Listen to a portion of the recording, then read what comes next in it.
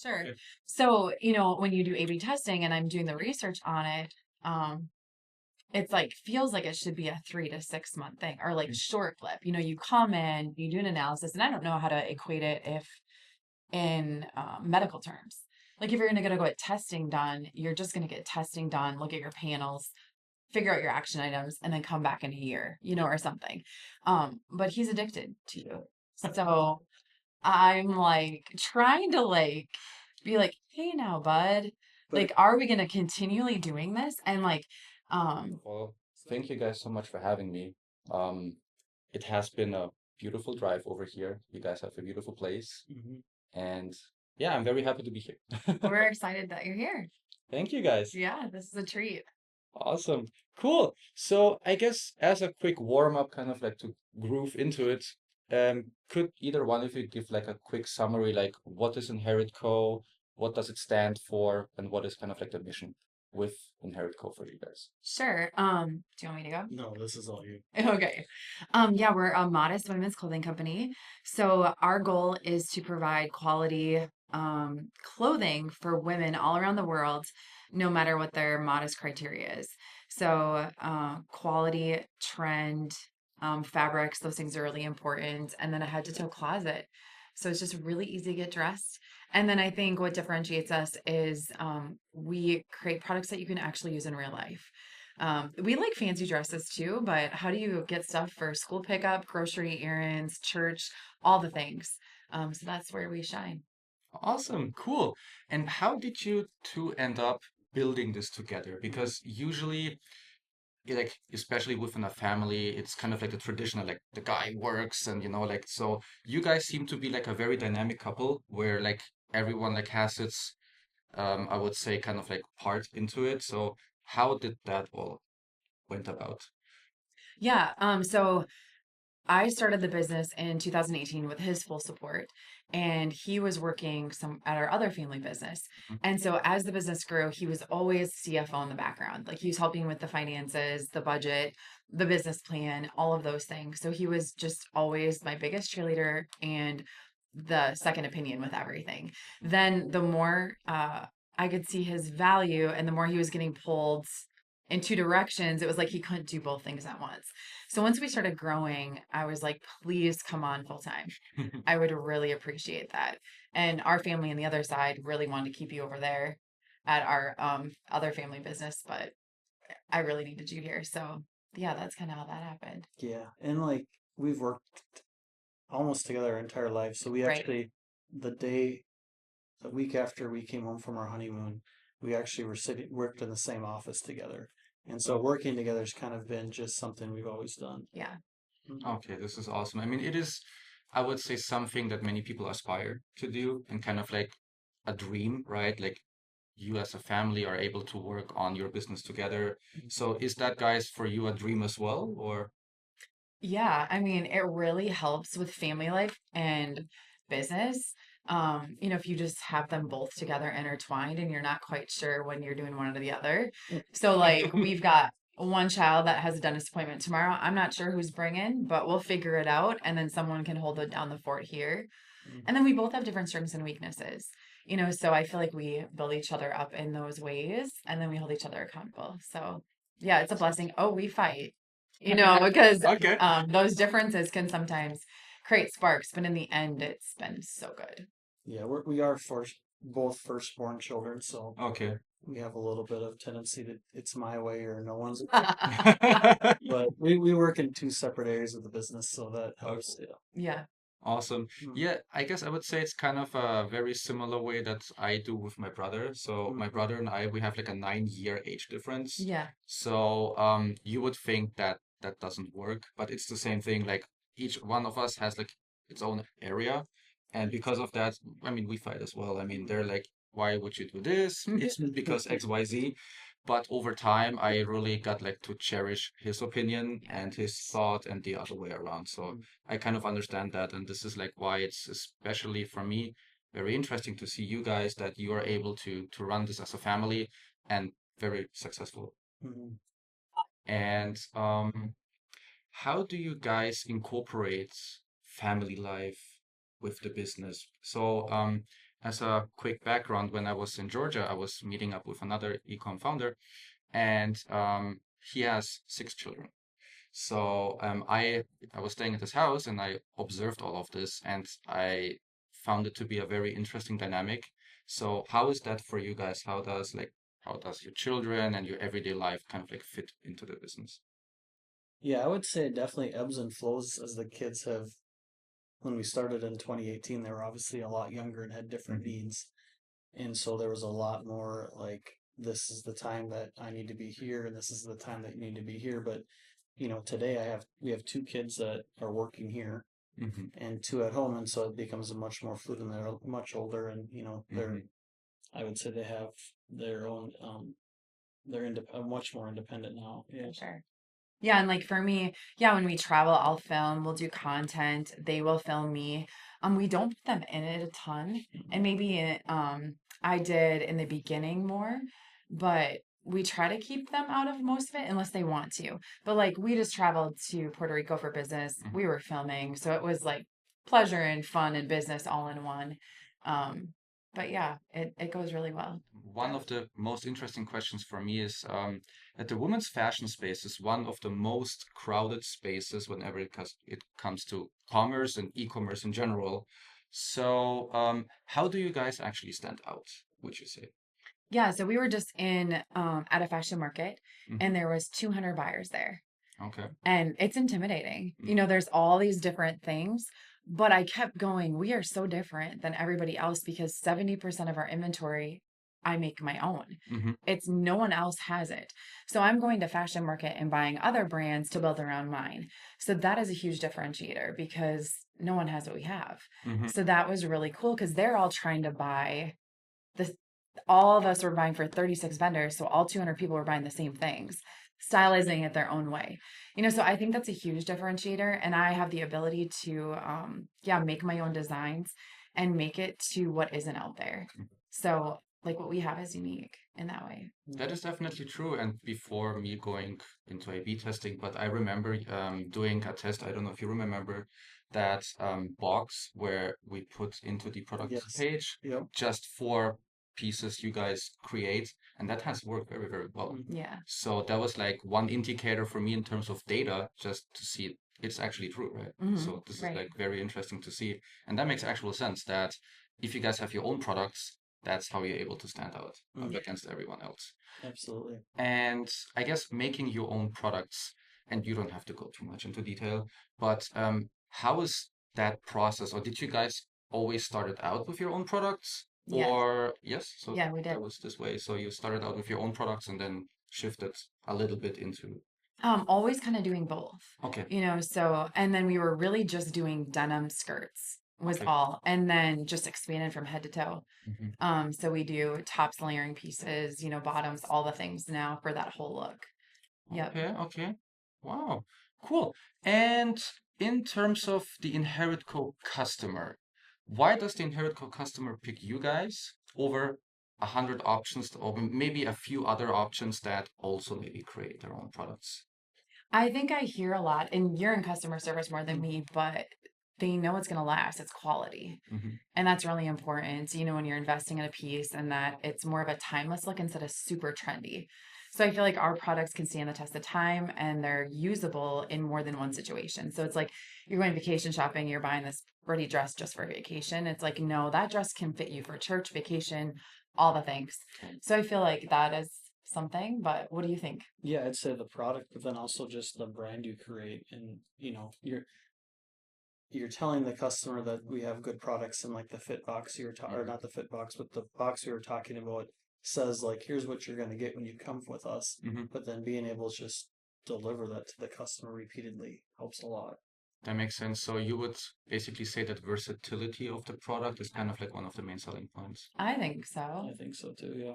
I like to say you can wear it for all the things, Hmm. Hmm. multiple different ways. Yeah. Yeah. It's a tagline. Some are all period the period things period. I see.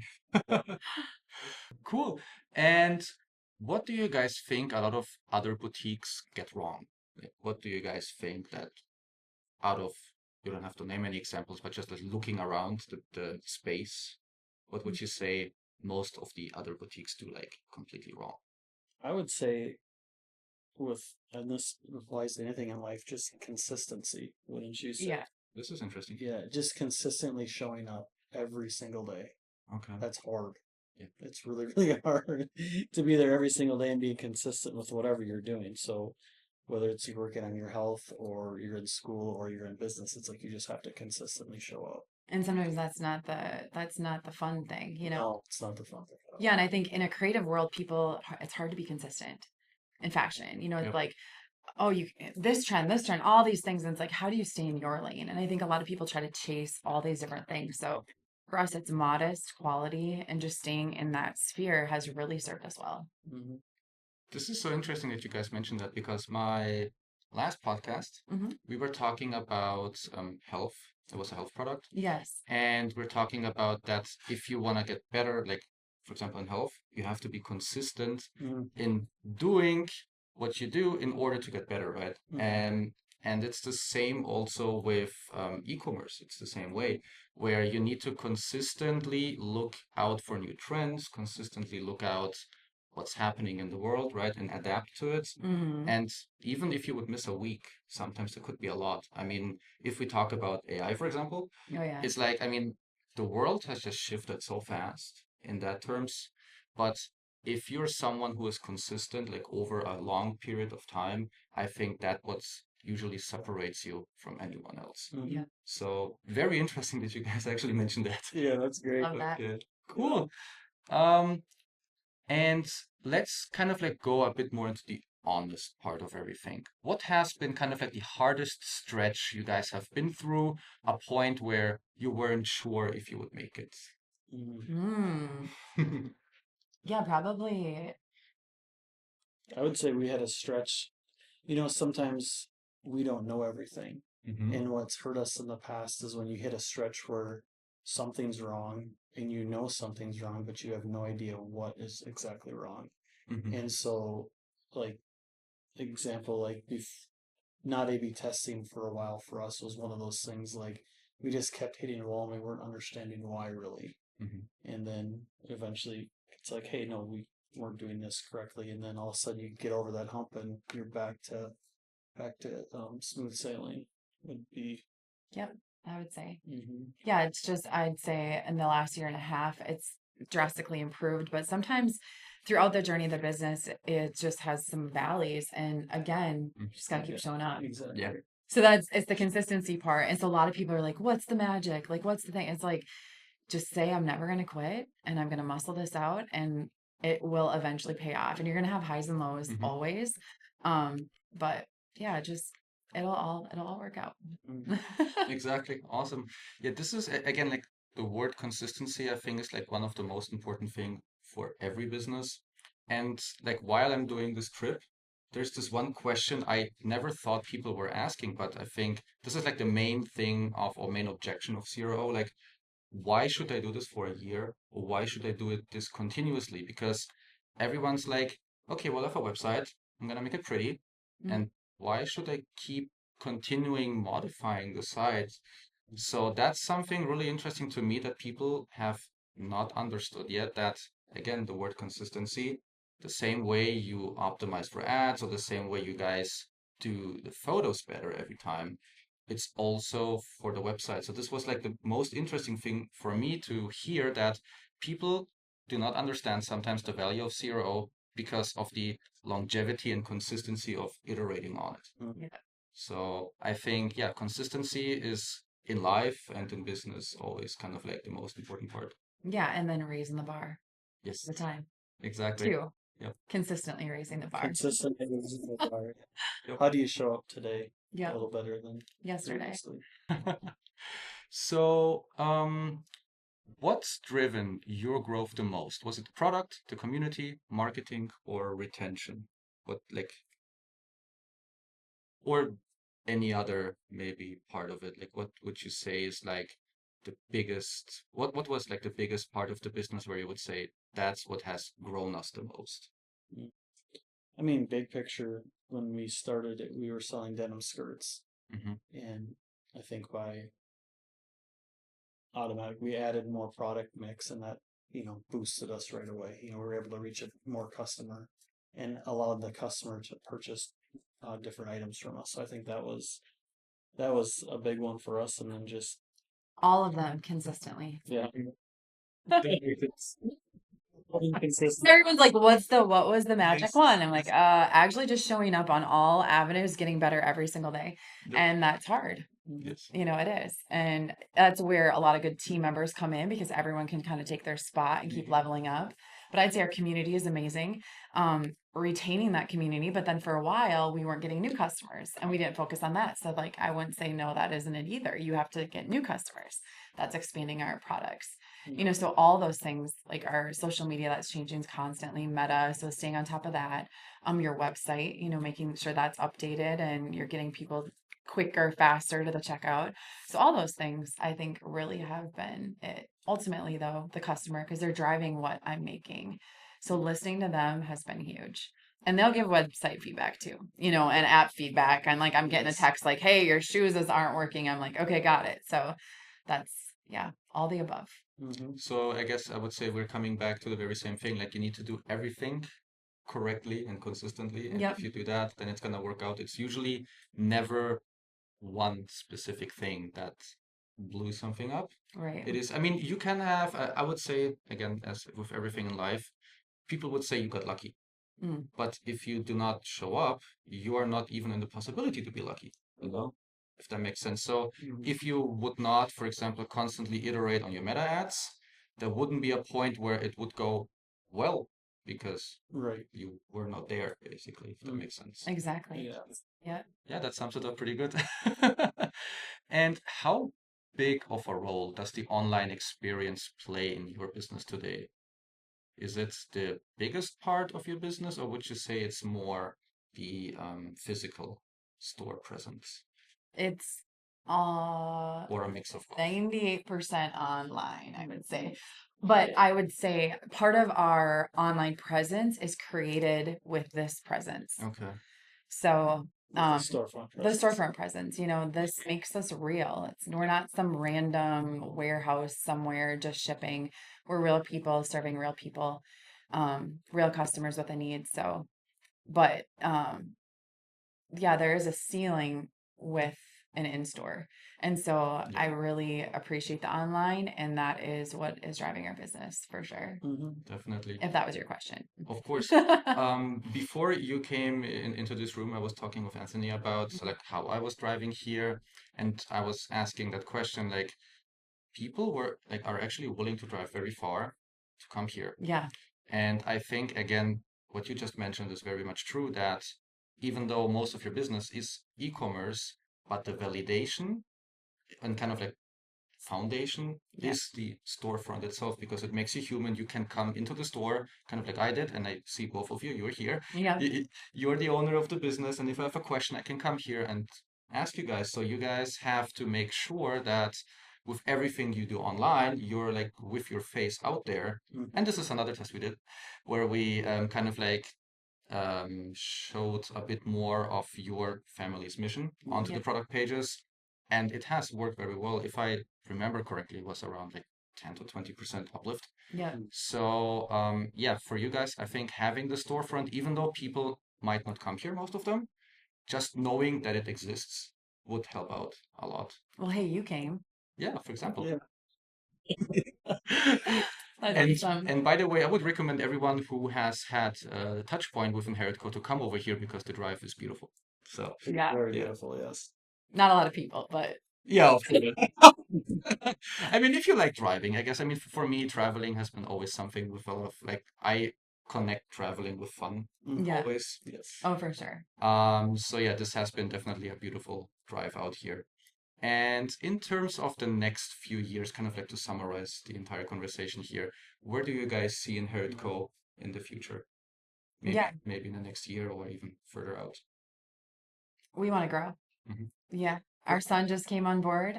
We have a great team and we have room to grow. So that's what I'd like to do. Yeah, absolutely. Expand our offerings is where we're at and more inherit designs. So awesome. Yeah. If you could give anyone a tip who is about to start an e-com business, what would be kind of like a few guidelines or a few tips you would give someone if they wanted to start their own business? Yeah, I mean the one thing we talk about a lot is just start, Mm. right? I mean that's maybe the best advice you could give someone. Like if you're thinking about it, just start, and don't try to have everything figured out Mhm. beforehand because then you never start. That makes sense. Yeah, I But mean, then beyond starting. yeah, no, but that's usually advice for myself. Anthony, just go do it. And but yeah, so I think that's a big one. And then, I mean, what are some things like, for us, the sales platform we're on, I'm glad we're on it. And, we didn't have to switch off to a different one. And knowing Yeah, know that, your platform and know your SEO terms and like Mhm. know your listings. Don't just throw stuff up there.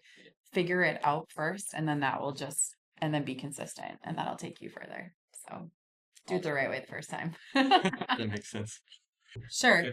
So, when you do A/B testing and I'm doing the research on it, it's like feels like it should be a 3 to 6 month thing or like short flip. You come in, you do an analysis, and I don't know how to equate it if in medical terms. Like if you're going to go get testing done, you're just going to get testing done, look at your panels, figure out your action items, and then come back in a year, or something. But he's addicted to you. So I'm like trying to like be like, hey now, bud, but like, are we going to continually doing this? And like, um, so that's yeah, that's the debate we've been having because every time, not every test works, but it's amazing from start to finish how far the website has progressed. So that's the question we're having. yeah, and he appreciates having you in his back pocket because there's a lot of things that you've helped us with that I felt like above and beyond, A/B testing. So that's been awesome. You know, Um, so yeah, I'm like he'll just keep he'll just he'll just keep going forever. So I'm like, okay, where does that ROI stop? And I don't know what your answer is. Like when um, you commit to somebody and you're like, hey, we're in this for life, or are you like, no, this typically in this industry, it's like a year, 3 months, 6 months, or is everyone addicted to you too?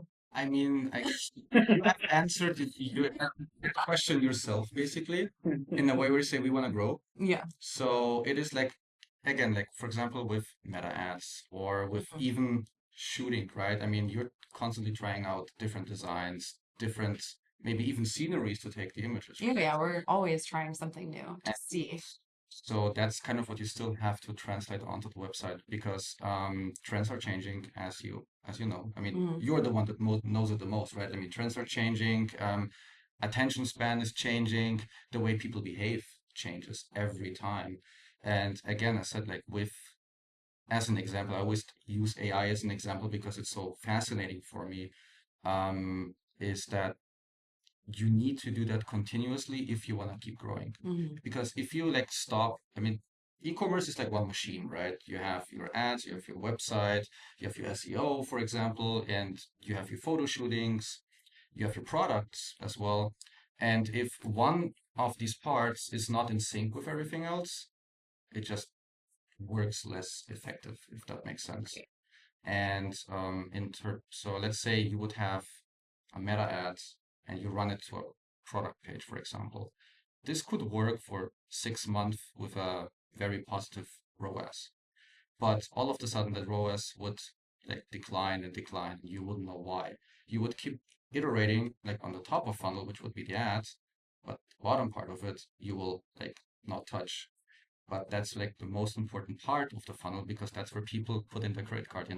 Of course, the checkout you cannot really much modify, especially now with Shopify, and you shouldn't because especially of AI. For example, this morning I got a WhatsApp message from one of my clients, and she said, "Well, this app got hacked, and it's down now. So they fixed it, and Shopify needs to review it again, so to be up and live." That's happening a lot more now because of AI. Mhm. All of these AI bots, they can learn by themselves now and can attack software a lot more effective now. So in the past, Shopify has been this platform where you have been isolated from all of this. Mhm. And till this day, what Shopify guarantees you because of not modifying the checkout is that you have a secure place where people enter the credit cards and they can be rest assured that nothing's going to happen to that data. Yeah. But of course, coming back to the website part is that I guess I'm kind of like lost my track of thought, but I guess what I'm trying to say is that because of AI being out there, like stuff has like constantly been changing. Mm. So and yeah, the website, yeah, now I remember, the website being the part like where you enter your credit card information and where you're actually purchasing and seeing the products, because that's the last touch point before you purchase. Mhm. So it should be the most important part and the part that needs to be kept optimizing. And I've seen, for example, a test that we did like 6 months ago didn't work, and now it worked because of the trend just changing. And a good example are the videos, for example. Videos in the past have not worked that well because the internet was not that good. People had like worse data plans, so making them loading videos would be very much counterproductive. Now, for example, with everyone has like not unlimited data, but pretty much very fast internet now. Yep. So videos are way more eye-catching and people are losing their attention span, so they don't want to read as much anymore. Mhm. So all of that stuff, again, changing. So that's why you need to keep testing, because what has been working maybe a year ago doesn't work now, and vice versa. If that Mhm. makes sense. So that's why the same way you keep iterating where, and I guess I think I know why, for example, you guys as ecom founders look at this way, because on Meta is where you put your credit. You guys put your credit card in, right? Mhm. So this is why for you and from your position, this is like the first touch point that you need to keep optimizing. But you should not forget that the money you are spending on the Meta ads comes from bottom of the funnel, people entering their credit card. Yeah. So it's like a machine, basically, if that Mhm. makes sense. Yeah. So in conclusion, In conclusion, is you need to keep doing that. That's the conclusion of it, if that makes sense. yeah, Yeah. Absolutely. All right. Well, I think this pretty much sums us up very well. Thank you awesome. guys so much for your time, for having me here, and for also answering questions that have been very pressing for some of our listeners. Awesome. Awesome. Thank you. Thanks so much. Appreciate it.